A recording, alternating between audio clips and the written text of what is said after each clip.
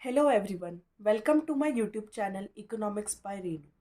Last video में macro economics के हमने देखा था कि डिफरेंट टाइप्स ऑफ गुड्स क्या क्या होते हैं इकोनॉमी के अंदर जो अपन प्रोडक्शन के अंदर लाते हैं, और वही गुड्स का जो प्रोडक्शन है at the end GDP calculation में काउंट होता है। आज हम देखेंगे कि कंजप्शन एक्चुअल में क्या होती है और इन्वेस्टमेंट एक्चुअल में क्या होती है। अगर मैं आपसे पूछूं कि कंजप्शन एक्सपेंडिचर क्या होता है, तो आप बोलेंगे कि पूरे इकोनॉमी के अंदर जितना भी एक्सपेंडिचर हो रहा है गुड्स को खरीदने के लिए, जो कि कंज्यूमर कंज्यूम करेगा, उसको हम कंजप्शन एक्सपेंडिचर कहेंगे। ये हो गई लेमैन टर्म की एक्सप्लेनेशन। लेकिन अगर अपन डेफिनेशन के अकॉर्डिंग चले तो कंजप्शन एक्सपेंडिचर क्या होता है? It refers to the aggregate expenditure in the economy. अब एग्रीगेट एक्सपेंडिचर का मतलब क्या होता है कि अपन ने इन टोटल सारा एक्सपेंडिचर ले लिया जो भी गुड्स के ऊपर हो रहा है कंज्यूम करने के लिए। लेकिन अब हमें ये देखना है एक्चुअल में कौन हमारा कंज्यूमर है और उस कंज्यूमर के अकॉर्डिंग कितना कंजप्शन हमारी इकोनॉमी के अंदर होता है। तो फर्स्ट ऑफ ऑल हमारे पास क्वेश्चन आता है, who are the consumers in the economy. केवल मैं और आप नहीं है, लेकिन इस कंज्यूमर को हम डाइवर्सिफाई करते हैं। फर्स्ट हमारे पास कंज्यूमर आते हैं हाउस होल्ड्स। जैसे कि मैं कंज्यूमर हूँ, मेरा कोई प्रोडक्शन नहीं है, लेकिन मेरे को कंज्यूमर गुड्स चाहिए खुद के सेटिस्फेक्शन को इनहेल करने के लिए। तो एक होता है हाउस होल्ड्स। फिर दूसरा आता है हमारे पास नॉन प्रॉफिट प्राइवेट इंस्टीट्यूशंस।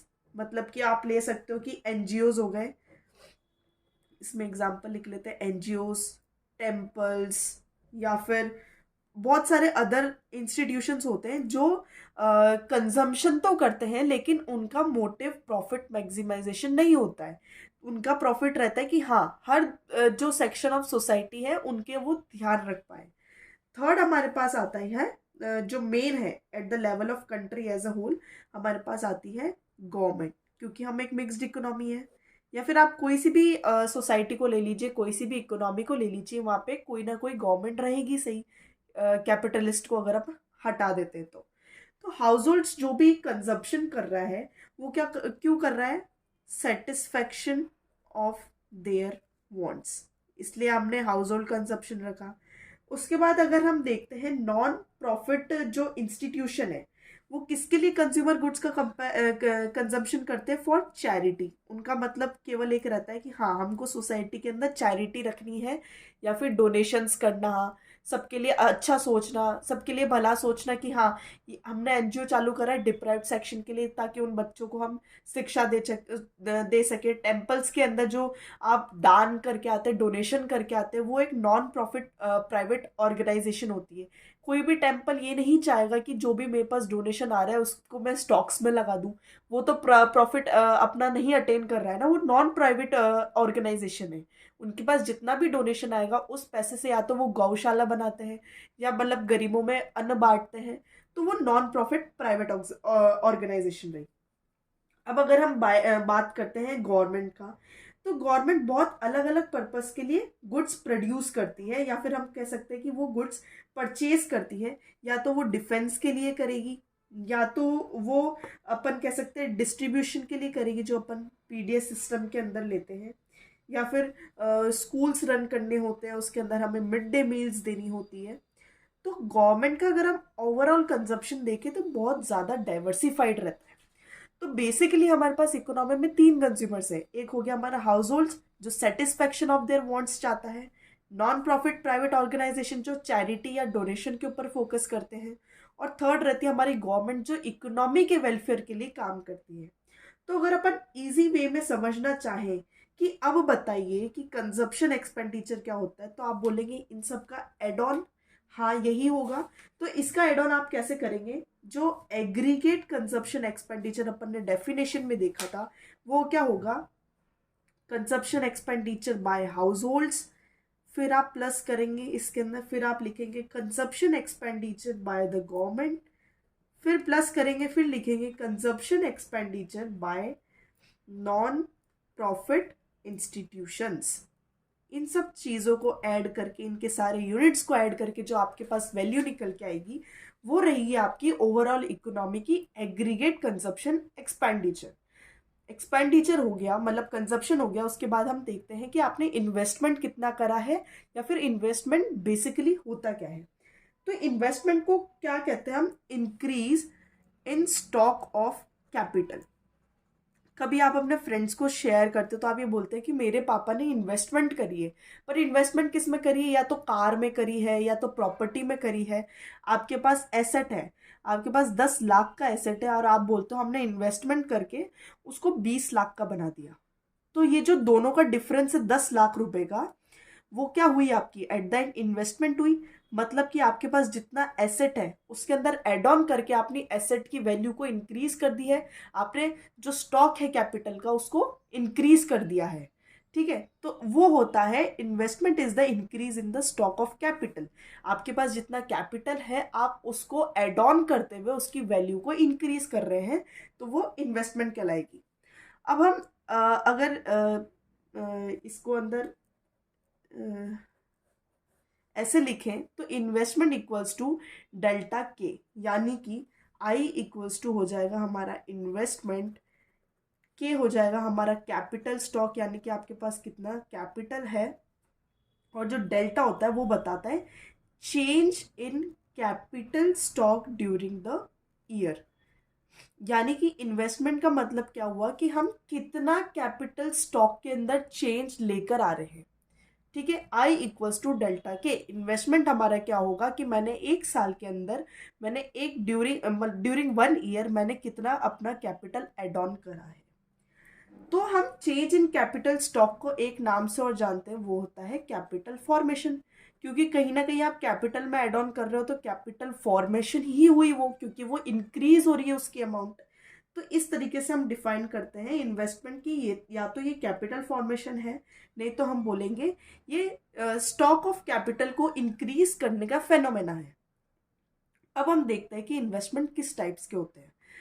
ए फर्स्ट टाइप तो होता है कि आप फिक्स्ड इन्वेस्टमेंट कर रहे हो, नहीं तो सेकंड टाइप होता है कि आप इन्वेंट्री इन्वेस्टमेंट कर रहे हो।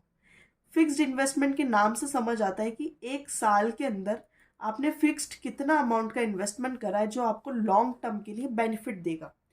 फिक्स्ड इन्वेस्टमेंट यानी कि कोई प्रोड्यूसर है, उसके पास अभी 2024 चल रहा है, 2024 की स्टार्टिंग में उसके पास 8 मशीन्स है, और 2024 के एंड में आके उसके पास 10 मशीन्स हुई। तो एक साल के अंदर उसने कितना एड ऑन करा है, 2 मशीन्स का एड ऑन करा है। तो ये 2 मशीन्स इसकी कहलाएगी फिक्स्ड इन्वेस्टमेंट।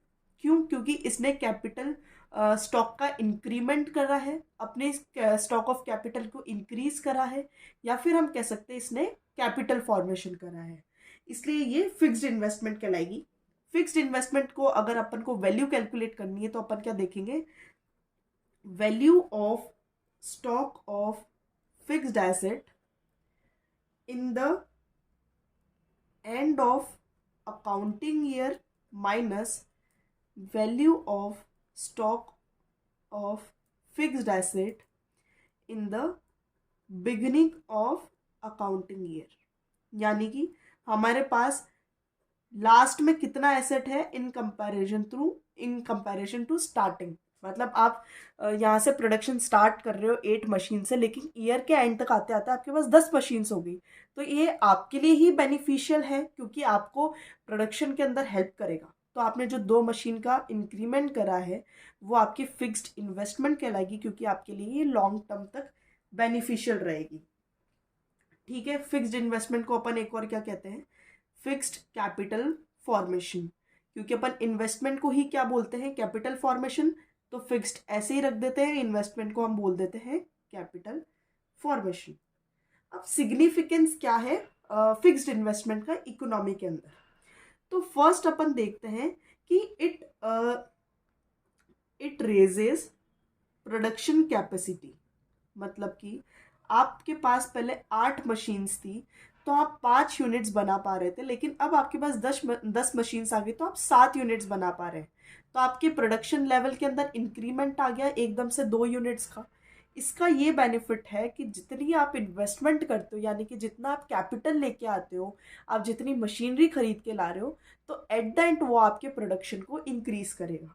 सेकंड रहेगा ये level of output at the level of economy को इंक्रीज कर देगा। अगर एक फैक्ट्री के अंदर 2 मशीन्स बढ़ रही है और अगर मेरी इकोनॉमी में 1000 फैक्ट्रीज है और हर फैक्ट्री 2-2 मशीन को इंक्रीज करेगी, तो at the level of economy as a whole मेरा आउटपुट बहुत ज़्यादा इंक्रीज हो रहा है। मेरा लेवल ऑफ आउटपुट इंक्रीज हो रहा है कि यानी कि अच्छी बात है, मेरा जीडीपी भी बहुत ज़्यादा इंक्रीज होगा। तो थर्ड पॉइंट क्या हो गया, प्रोडक्शन रेस करी, प्रोडक्शन से हमारा लेवल ऑफ आउटपुट इंक्रीज हुआ, लेवल ऑफ आउटपुट से हमारी जीडीपी ग्रोथ इंक्रीज हुई। तो ये होता है कि इन्वेस्टमेंट क्या है, उसके बाद इन्वेस्टमेंट के अंदर फिक्स्ड इन्वेस्टमेंट क्या है, और फिर हम देखते हैं कि इन्वेंट्री इन्वेस्टमेंट क्या है। इन्वेंट्री इन्वेस्टमेंट का मतलब कि ये तो हो गया हमारे पास कि हाँ, एक पर्टिकुलर टाइम में हमने इतना फिक्स्ड इन्वेस्टमेंट हमारा इंक्रीज करा है जो हमें लॉन्ग टर्म में बेनिफिट करेगा। लेकिन उसके अलावा बहुत से सामान होते हैं प्रोड्यूसर के पास। आप किसी फैक्ट्री में विजिट करोगे तो ऐसा तो है नहीं कि बड़ी बड़ी व्हील मशीन्स चल रही है, उसके अलावा बहुत सारे इक्विपमेंट्स होंगे। तो एक प्रोड्यूसर कितना गुड्स होल्ड करके रख रहा है, मतलब जो उसके पास स्टॉक होल्ड में पड़ा है, वो इन्वेंट्री इन्वेस्टमेंट में कहलाएगा। जैसे कि फिनिश्ड गुड्स, अब आप बोलोगे फिनिश्ड गुड्स सारे फिक्स्ड होते हैं, नहीं, फिनिश्ड गुड जो कि अनसोल्ड है तो वो क्या बन जाएंगे, इसके स्टॉक बन जाएगा। अपन कहते हैं ना कि वेयर हाउस में मेरा सामान पड़ा हुआ है, पर जब तक वो सामान बिकेगा नहीं तो आप उसको फाइनल गुड्स में कैसे काउंट कर सकते हैं। तो फिनिश्ड गुड जो कि बिका नहीं है, वो अनसोल्ड है, उसको हम काउंट करेंगे। सेकंड हमारे पास आ जाते हैं सेमी फिनिश्ड गुड्स, जो कि अभी तक under the process of production है, सेमी फिनिश्ड गुड्स। थर्ड हमारे पास आ जाते हैं रॉ मटेरियल्स।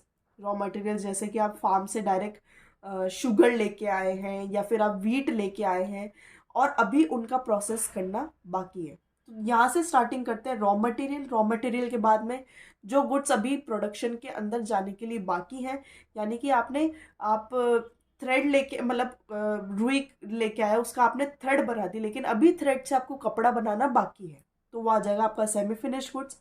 अब आपने कपड़े बना दिए, वो आपके फिनिश गुड्स हो गए, लेकिन अभी तक वो बिके नहीं है, तो ये सारे सामान आपके आएंगे इन्वेंट्री इन्वेस्टमेंट के अंदर।